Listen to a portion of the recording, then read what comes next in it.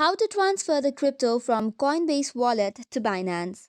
Hey guys, welcome back to the channel.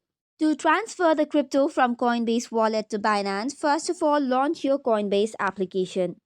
After that, log in into your account and tap the profile icon, which is on the top left corner. From there, choose the send option to initiate the transfer.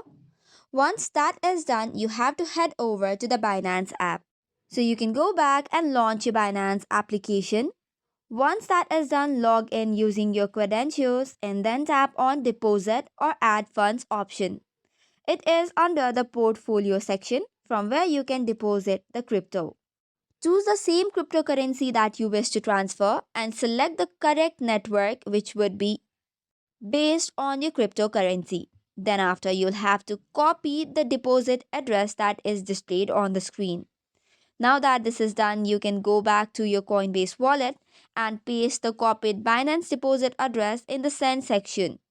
Once that is done, enter the amount of crypto you want to transfer, confirm and complete the transaction. So this is how you can complete the transaction from Coinbase wallet to the Binance account. That's it for today's video. For more such contents, do not forget to hit the like and subscribe button.